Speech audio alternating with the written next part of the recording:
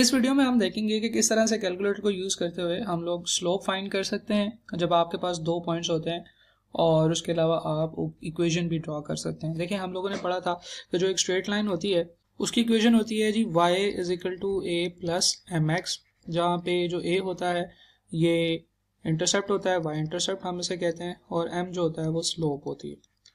तो अगर आपके पास दो पॉइंट्स दिए गए हों तो आप स्लोप भी फाइंड कर सकते हैं, और उसका जो फार्मूला होता था वो आपको याद होगा, हम उसे m कहते थे, और उसका फार्मूला होता था जी y2 minus y1 over x2 minus x1, right. Similarly आप उस तरह से ही अपनी इक्वेशन भी ड्रॉ करते होते थे। जो इक्वेशन के लिए जो फार्मूला होता था वो होता था कि जी y minus y1 over x minus x1 is equal to y2 minus y1 over x2 minus x1। तो इस तरीके से आप पॉइंट्स ड्रॉ करते होते थे। ये दोनों चीज़ें आप स्ट्रेट अवे कैलकुलेटर से भी कर सकते हैं, और कैलकुलेटर में सॉल्व करने के लिए हम जो चीज़ें यूज़ करते हैं वो रिग्रेशन वाला ऑप्शन यूज़ करते हैं, राइट। और ये बात हम लोग कर चुके हैं कि स्ट्रेट लाइन में अगर एक पूरी स्ट्रेट रिलेशनशिप हो, 100% रिलेशनशिप हो, तो y is equal to a plus m x से हम लोगों को सिर्फ दो पॉइंट से चाहिए होते हैं इक्वेशन को ड्रॉ करने के लिए। लेकिन अगर उन दोनों के दरम्यान में स्ट्रेट अवे सीधा रिलेशनशिप ना हो और दोनों वेरिएबल्स में एक लूज या थोड़ा कमज़ोर रिलेशनशिप हो, तो फिर हम लोग रिग्रेशन एनालिसिस की तरफ जाते हैं। हम ज़्यादा वैल्यूज़ को यूज़ करते हैं, लेकिन इन दोनों की जो बैक एंड पे जो कॉन्सेप्ट है वो बिल्कुल सेम है कि एक डिपेंडेंट वेरिएबल है और वो डिपेंडेंट है इंडिपेंडेंट वेरिएबल के ऊपर, और उसकी डिपेंडेंसी कैलकुलेट कर रहे हैं हम। तो हम लोगों ने जो चैप्टर नंबर 2 में जो चीज़ें पढ़ी हैं they are very coherent with chapter number 13, right. तो लेकिन जब हम लोग ये वाले कॉन्सेप्ट्स को यहाँ पे यूज़ करते हैं तो हमें सिर्फ दो पॉइंट्स चाहिए होते हैं जिनके थ्रू हम लोग उस इक्वेशन को फाइंड कर सकते हैं। खैर, हम लोग अपने कैलकुलेटर पे आते हैं। कैलकुलेटर के मोड को क्लियर करते हैं। सबसे पहले आप मोड में जाइए और मोड से स्टैट्स पे क्लिक कीजिए, और स्टैट से number 2a plus b x को सिलेक्ट कीजिए। अब आपसे वो कह रहा है कि x और y की वैल्यूज़ एंटर करें। जब हम लोगों ने रिग्रेशन कोरिलेशन पढ़ा था तो x की भी 8-9 वैल्यूज़ होती थी, y की भी उतनी वैल्यूज़ होती थी, हम वो सारे पेयर एंटर करते थे और हमें a और b का आंसर मिलता था। लेकिन यहाँ पे सिर्फ हमारे पास दो पॉइंट्स है, तो हम स्ट्रेट अवे इन दोनों पॉइंट्स के दोनों x कंपोनेंट एंटर करेंगे। तो ये मेरे पास बना -3, और फिर इसके बाद जो y कंपोनेंट है वो बना 5, तो मेरे पास ये आंसर आ गया। ओके, इसी तरीके से जो x का y कंपोनेंट है वो पहले पॉइंट का जो y कंपोनेंट है वो -3 के सामने लिखना है 5। ओके, इसके बाद जो दूसरा पॉइंट है वो है जी 4 और 2, तो उसका x कंपोनेंट है जी 4, और जो y कंपोनेंट है वो है 2। तो आपने क्या किया, दोनों पॉइंट्स के x और y कंपोनेंट्स यहाँ पे लिख दिए हैं। अब स्ट्रेट अवे आपने शिफ्ट स्टार्ट पे जाना है। स्टार्ट में 5 नंबर, यहाँ से जो a आ रहा होगा ये रहा आपका a, तो आप इक्वेशन में से स्ट्रेट अवे a कैलकुलेट कर सकते हैं। सिमिलरली अगर आपने स्लोप कैलकुलेट करनी है तो आप उसी तरीके से शिफ्ट स्टार्ट में से 5 नंबर रिग्रेशन, और यहाँ से 2 नंबर b, तो आपके पास इसकी जो स्लोप है वो आ जाएगी। और अगर आप SD प्रेस करोगे तो वो आपको फ्रैक्शन में भी कन्वर्ट करके बता देगा कि इट इज़ -3/7। तो इस क्वेश्चन में क्योंकि हमने स्लोप फाइंड करनी थी तो point b, option b is our correct answer.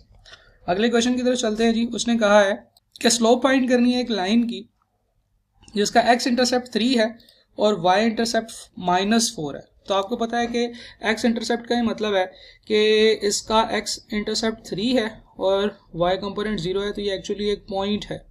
इसी तरीके से y इंटरसेप्ट -4 का क्या मतलब है, ये पॉइंट है जी 0, -4। तो ये दो पॉइंट्स मेरे पास आ गए। अब मैं बहुत इजीली इनकी स्लोप फाइंड कर सकता हूँ। कैसे? जैसे अभी मैंने थोड़ी देर पहले सॉल्व किया है कि सबसे पहले मैं शिफ्ट और स्टार्ट में जाऊँगा, यहाँ से 2 नंबर डाटा में जाऊँगा तो मेरे पास ये डाटा नज़र आ रहा है। अब मैं इसे चेंज कर सकता हूँ। मैं अल्टरनेटिवली मेन मेन्यू से भी आ सकता हूँ, लेकिन मैंने आपको एक दूसरे तरीके से भी डाटा को एडिट करना सिखाना है, इसलिए मैं आपको इस तरीके से लेके आया हूँ। तो अब मेरे पास है जी x कंपोनेंट 3 इक्वल टू, और इसका जो y कंपोनेंट है 3 के साथ वो है 0 इक्वल टू। सिमिलरली आपके पास जो दूसरा पॉइंट है उसका x कंपोनेंट है 0 इक्वल टू, और उसका जो y कंपोनेंट है वो है जी -4। तो आपने ये सारी वैल्यूज एंटर कर दी हैं। अब स्ट्रेट अवे आप शिफ्ट और यहाँ पे स्टैट में से जाके 5 नंबर, रिग्रेशन में से आपने क्योंकि स्लोप फाइंड करनी है तो 2 लिखेंगे, इक्वल टू प्रेस करेंगे तो आपके पास 1.33 आंसर आ जाएगा, which is exactly equal to 4/3। तो आपका करेक्ट आंसर इसमें क्या होगा जी, 4/3। तो वही कॉन्सेप्ट जो हम लोगों ने रिलेशन कोरिलेशन में पढ़ा था, वही कॉन्सेप्ट यहाँ पे भी होता है, क्योंकि इन दोनों की जो कॉन्सेप्ट है वो बिल्कुल सेम है कि डिपेंडेंट वेरिएबल की इंडिपेंडेंट वेरिएबल के ऊपर डिपेंडेंस कैलकुलेट करनी होती है, और वो इस तरह से आप कैलकुलेट कर सकते हैं। अच्छा जी, इसके अलावा ये एक एग्जांपल नंबर 3 है जिसमें था कि the point of intersection between the straight line this and this is. तो हम लोगों ने 2 स्ट्रेट लाइंस का पॉइंट ऑफ इंटरसेक्शन कैसे कैलकुलेट करना सीखा था। उन दोनों को हम लोग साइमल्टेनियसली सॉल्व करते हैं, तो जो हमारे पास x और y का आंसर आता है उन दोनों का पॉइंट ऑफ इंटरसेक्शन होता है। तो इक्वेशन को साइमल्टेनियसली सॉल्व करना हम लोगों ने सीख लिया हुआ है इन्हीं वीडियो सीरीज के अंदर।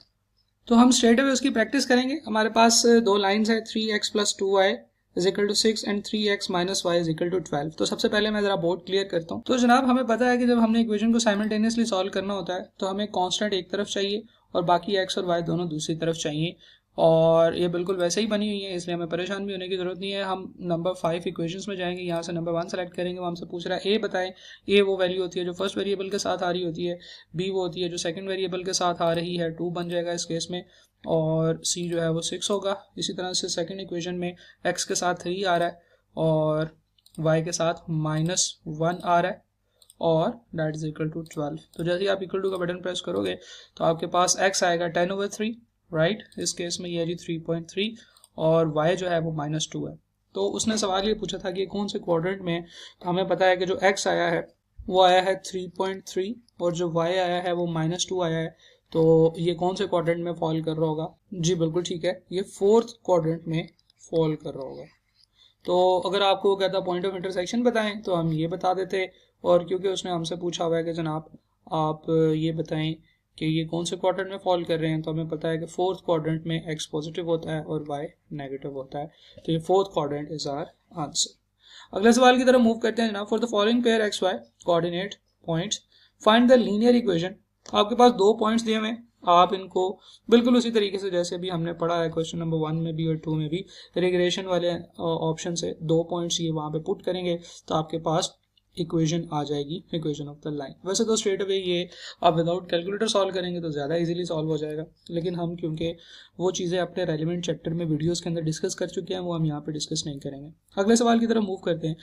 बिल्कुल उसी तरीके से जिस तरीके से हमने इन सवालों में स्लोप और y इंटरसेप्ट फाइंड किया है, इसी तरीके से हम लोग यहाँ पे जो ये हमारे पास प्रैक्टिकल एस्पेक्ट के क्वेश्चंस होते हैं, इनमें से हम लोग फिक्स कॉस्ट और वेरिएबल कॉस्ट को भी कैलकुलेट कर सकते हैं। उसने हमें 2 पॉइंट्स दिए होंगे हमेशा। उसने कहा कि total cost of 5 and 8 copies is 80 and 116। तो हम कह सकते हैं कि जो टोटल कॉस्ट फंक्शन है वो एक स्ट्रेट लाइन फंक्शन है जिसमें 2 पॉइंट्स हैं। एक पॉइंट है 5 और दूसरा है x। 5 के केस में कॉस्ट होती है जी 80 और 8 के केस में कॉस्ट होती है 116। तो फिक्स कॉस्ट और वेरिएबल कॉस्ट कैलकुलेट करें, राइट। तो इसके जो भी तरीके हैं हम लोग अब कैलकुलेटर के ऊपर सॉल्व करेंगे स्ट्रेट अवे। वैसे तो ये 2 पॉइंट्स हैं हमारे पास। बिल्कुल इस तरह का सवाल बन गया कि हमने स्लोप फाइंड करनी है। जब हम स्लोप फाइंड करेंगे तो वो उसकी वेरिएबल कॉस्ट बनेगी, और जब हम वाई इंटरसेप्ट कैलकुलेट करेंगे तो वो उसकी फिक्स कॉस्ट बनेगी। तो हम कह सकते हैं कि variable cost is equal to slope और fix cost is equal to Y intercept. तो स्ट्रेट अवे आप कैलकुलेटर पर पुट करोगे और इसे सॉल्व कर सकते हो। आप शिफ्ट स्टैट में जाएंगे। अभी आपने स्टैट ओपन नहीं किया हुआ इसलिए स्टैट ओपन नहीं हुआ। हम दोबारा मोड पर क्लिक करेंगे। मोड से नंबर 3 स्टार्ट और 2 से 2 वेरिएबल्स चले जाएंगे। पहला है जी x5 और दूसरा x है जी 8, राइट। इसी तरीके से x5 के साथ जो y है वो है 80 और 116, राइट। इसके बाद आप AC प्रेस करेंगे। दोबारा आप शिफ्ट स्टैट पे आएंगे। 5 नंबर रिग्रेशन है A। आपको पता है कि ए क्या होगा, जी बिल्कुल ठीक है, फिक्स कॉस्ट होगी। तो उसने मुझे जो फिक्स कॉस्ट बताई है दैट इज 20, राइट, ओके। और उसने जो मुझे वेरिएबल कॉस्ट बताई है वो भी हम इसी तरीके से कैलकुलेट कर सकते हैं। 5 variable cost is b which is equal to 12। तो वेरिएबल कॉस्ट है जी 12 रुपये पर यूनिट और जो टोटल कॉस्ट है वो है 20 रुपीज़। खैर उसने सवाल में ये पूछा था कि 10 कॉपीज़ की कॉस्ट बताएं। तो 10 कॉपीज़ की जो कॉस्ट होगी वो क्या होगी, एक तो फिक्स कॉस्ट होगी 20 रुपये और 10 कॉपीज़ की कॉस्ट 10 रुपये। 10 कॉपी ज़रा 12 रुपये के हिसाब से 120, राइट। इन दोनों को ऐड करेंगे तो 140 will be the answer, right. तो इस तरीके से हम अगर हमारे पास 2 पॉइंट्स हैं या आपके पास दो इंटरसेप्ट्स हैं, क्योंकि इंटरसेप्ट भी पॉइंट्स ही होते हैं, तो हम fix cost variable cost calculate कर सकते हैं, यानी कि इन अदर वर्ड्स ए और बी कैलकुलेट कर सकते हैं, जो कि हमारे चैप्टर 2 के कॉन्सेप्ट्स हैं। Thank you.